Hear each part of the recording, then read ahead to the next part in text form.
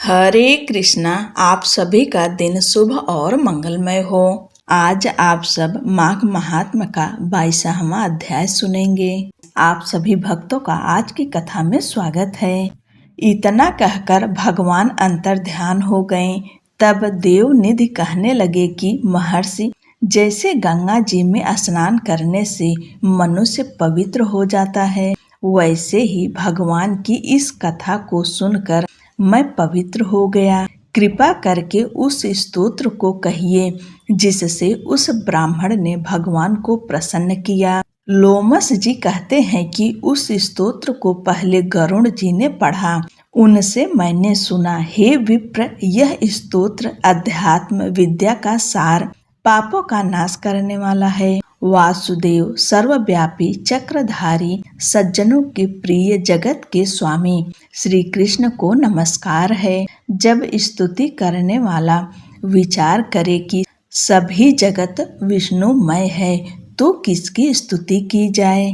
जिस भगवान के श्वास वेद हैं, फिर कौन सी स्तुति उनकी प्रसन्नता के लिए की जा सकती है। जिसको वेद नहीं जान सकते, न वाणी न मन जान सकता है, उसकी स्तुति में अज्ञानी क्या कर सकता है। सारा चर अचर संसार जिसकी माया से चक्र की तरह घूम रहा है, इसी से हे प्रभु आप चक्रधारी कहलाते हो। ब्रह्मा विष्णु आप ही हो, सारे संसार को उत्पन्न करने वाले। ब्रह्मा को भी आप उत्पन्न करने वाले हो। जब जीव शरीर को धारण करता है, तब उसमें ज्ञान उत्पन्न होता है। तुम सब सुखों के दाता हो, इसमें कोई संदेह नहीं है। आपसे संपूर्ण सुखों को देने वाली बुद्धि उत्पन्न होती है। आप ही 5 कर्मेंद्रिय, 5 महाभूत तथा मन के विविध भाव हो। ब्रह्मा विष्णु रुद्र की कल्पना से आप संसार की कल्पना इसी प्रकार करते हो जैसे पिता पुत्री की। कवियों में जो रूप शोभा देता है, उन निर्गुण विष्णु भगवान को मैं नमस्कार करता हूँ। जिसमें ज्ञान रखने से श्रुतियों में कहे हुए कर्मों को लोग करते हैं, उस परम ब्रह्म को मैं नमस्कार करता हूँ। मैं उस सत रूप हरि को, जिसको योगी लोग सब प्राणियों में आत्म रूप में देखते हैं, उपासना करते हैं, जिसको अद्वैत कहते हुए गाते हैं और यज्ञ करते हैं, उस माधव भगवान को मैं नमस्कार करता हूँ।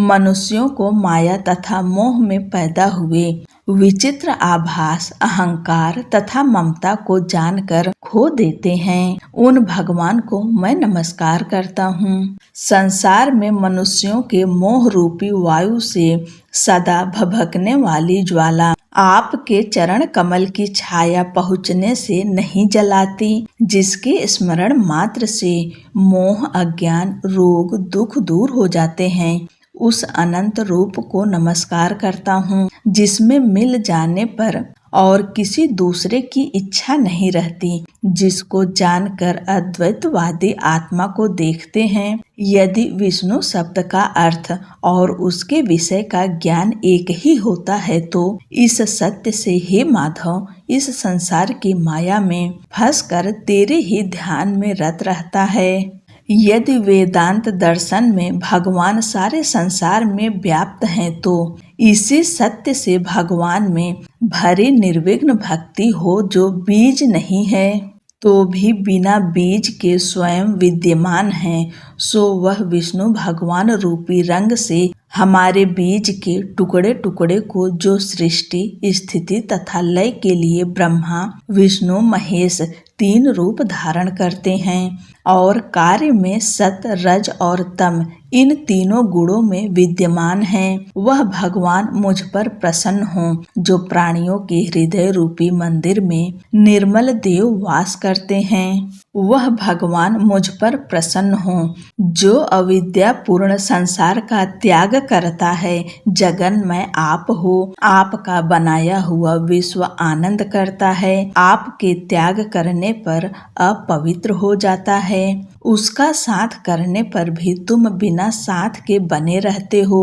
विकार रहित जिनके चारवाक पंचभूत योग से पैदा हुआ चैतन्य मानते हुए उपासना करते हैं। जैन लोग आपको शरीर का परिणाम मानते हैं और सांख्यवादी तुम्ही को प्रकृति से परे पुरुष मानकर ध्यान करते हैं। जन्म इत्यादि से रहित चैतन्य रूप सदा आनंद स्वरूप उपनिषद जिसकी महिमा गाते हैं। आकाशदि पंच महाभूत देह मन बुद्धि इंद्रियां सब कुछ तुम ही हो, तुमसे अलग और कुछ नहीं। तुम ही सब प्राणियों को उत्पन्न करने वाले हो और मुझको शरण देने वाले हो।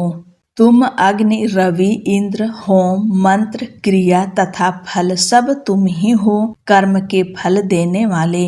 वैकुंठ में तुम्हारे सिवाय कोई नहीं है, मैं तुम्हारी शरण में हूँ। सब प्राणियों के हेतु तथा उनको शरण देने वाले तुम ही हो। जैसे युवा पुरुष की युवती में और युवती की युवा में प्रीति होती है, वैसी मेरी प्रीति तुम में हो। जो पापी भी आपको प्रणाम करता है उसको यमदूत ऐसे नहीं देखते हैं जैसे उल्लू सूर्य को।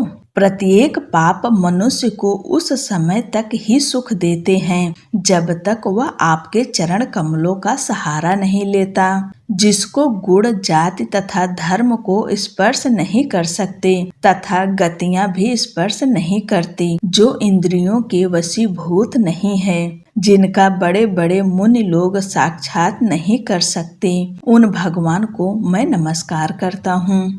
जितने ज्ञान रूपी सुंदर गुण है, जिन्होंने सुख स्वरूप मोक्ष रूपी लक्ष्मी का आलिंगन किया, जिन्होंने आत्म स्वरूप सुख भोगा है और जिन्होंने ध्यान रूप से मृत्यु को वश में कर लिया है, ऐसे मुनियों से सेवित भगवान को नमस्कार है। जो जन्मादि से अलग हैं, जिनको काम क्रोध आदि दोष दुख नहीं देते, उन वासुदेव भगवान को मैं नमस्कार करता हूँ। जिनके ज्ञान की गति से अविद्या रूपी मल शुद्ध हो जाता है, जिनके ज्ञान रूपी शस्त्र से संसार रूपी शत्रु का नाश हो जाता है, उन दुखों के नाश करने वाले को मैं नमस्कार करता हूँ। जिस प्रकार सब स्थावर जंगम संसार को उत्पन्न करते हैं, इसी सत्य से भगवान मुझको दर्शन दें। इस प्रकार उसकी सच्ची भक्ति देखकर भगवान ने प्रसन्न होकर उस ब्राह्मण को दर्शन दिए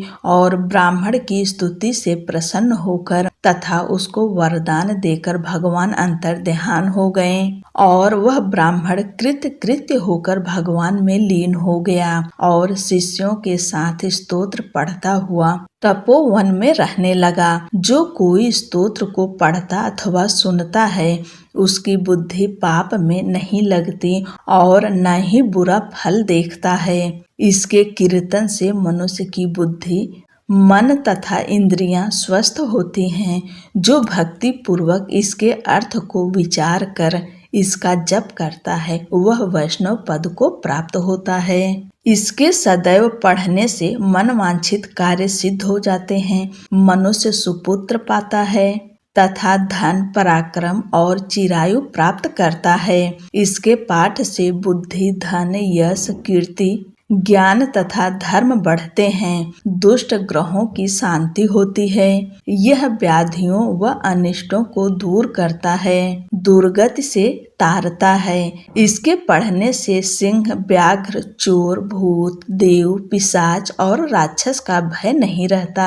जो भगवान का पूजन करके इस स्तोत्र को पढ़ता है, वह पापों से ऐसे ही अलग रहता है जैसे जल पंख में कमल। जो इस स्तोत्र को एक काल 2 काल या 3 काल पढ़ता है, वह अच्छे फल प्राप्त करता है। जो मनुष्य प्रातः काल इस स्तोत्र का पाठ करता है, वह इस लोक और परलोक में अच्छे सुख पाता है। वेद दूत का बनाया हुआ यह स्तोत्र भगवान को अत्यंत प्रिय है और भगवान के दर्शन कराने वाला है। योग सागर नाम का यह स्तोत्र परम पवित्र है। जो कोई भक्ति पूर्वक इसको पढ़ता है वह विष्णु लोक को जाता है। अब पिशाच मोक्ष की कथा कहते हैं। बोलो लक्ष्मी नारायण की जय। आज की कथा यहीं पर समाप्त होती है। अगली कथा अगले के वीडियो में सुनेंगे। तब तक के लिए जय श्री कृष्णा, राधे राधे।